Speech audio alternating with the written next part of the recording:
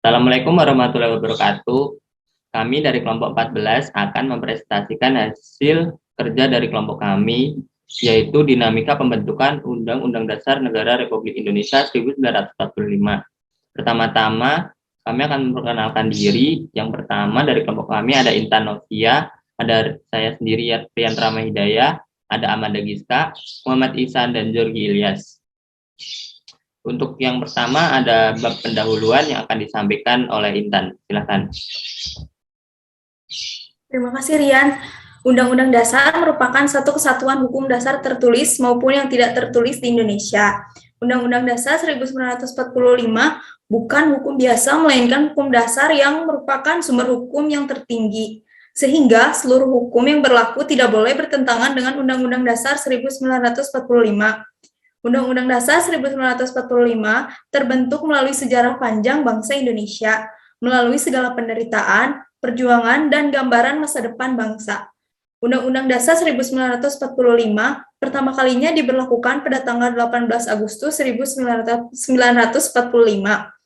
Naskahnya pertama kali dimuat secara resmi dalam Berita Negara tanggal 15 Februari 1945. Saya kembalikan kepada Rian. Yang kedua ada pasal pemberlakuan Undang-Undang Dasar 1945 yang akan dijelaskan oleh Amanda Giska. Silakan.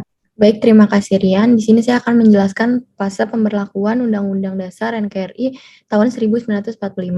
Ada 4 undang-undang yang pernah berlaku dalam sejarah ketatanegaraan Indonesia, yaitu yang pertama periode 18 Agustus 1945 sampai 27 Desember 1949. Sehari setelah diproklamasikan pada 18 Agustus, undang-undang baru disahkan oleh PPKI sebagai Undang-Undang Dasar Republik Indonesia setelah melalui beberapa proses. Yang kedua, periode 27 Desember 1949 sampai 17 Agustus 1950.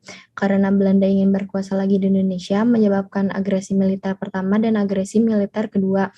Hal tersebut pun menyebabkan dilakukannya KMB yang melahirkan negara Republik Indonesia Serikat, sehingga undang-undang yang harusnya berlaku di seluruh negara Indonesia hanya berlaku untuk negara Republik Indonesia Serikat saja. Yang ketiga, periode 17 Agustus 1950 sampai 5 Juli 1959. Periode Federal Undang-Undang Dasar Republik Indonesia Serikat 1949 adalah perubahan sementara, karena sebenarnya bangsa Indonesia sejak 17 Agustus 1945 memiliki sifat kesatuan. Oleh karena itu, negara Republik Indonesia Serikat tidak bertahan lama karena terjadinya penggabungan dengan Republik Indonesia. Akibatnya, wibawa pemerintah Republik Indonesia Serikat menjadi berkurang. Kemudian tercapailah kata sepakat untuk mendirikan kembali Negara Kesatuan Republik Indonesia.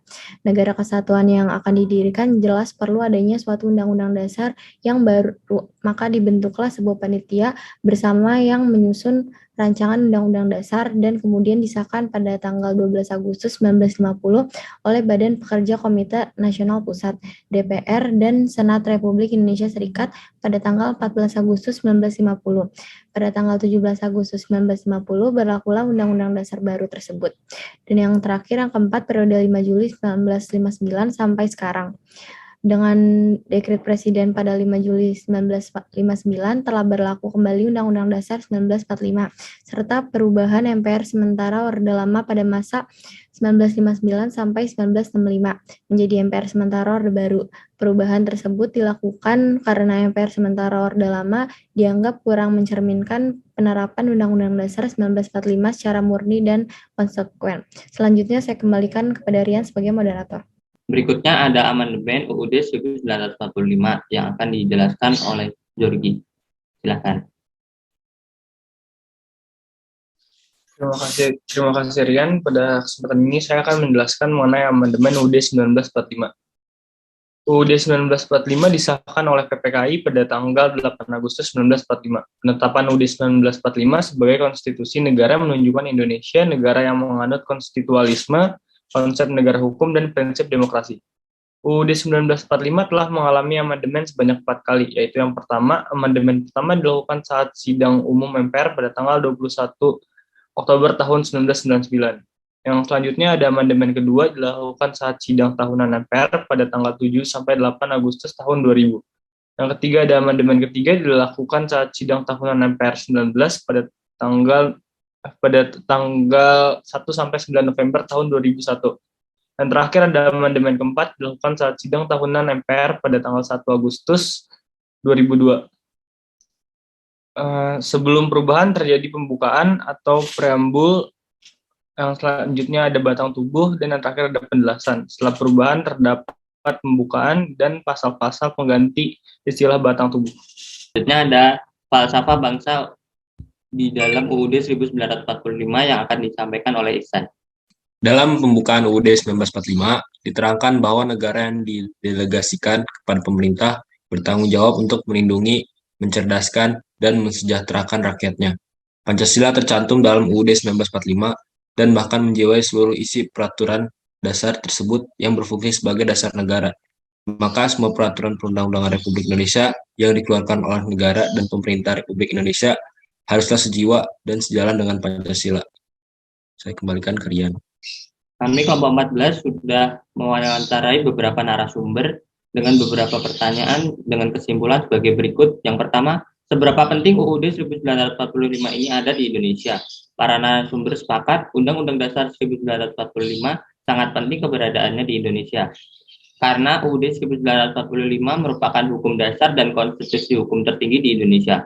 Jadi semua hukum yang ada di Indonesia dan dijalankan harus searah dan sejalan dengan UUD 1945.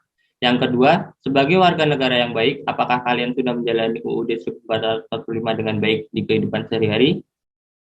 Para narasumber menyatakan sudah menjalankan UUD 1945 dengan baik di kehidupan sehari-hari, dengan dibuktikan dengan mentaati hukum-hukum yang ada dan berlaku di Indonesia yang tertulis maupun tidak tertulis.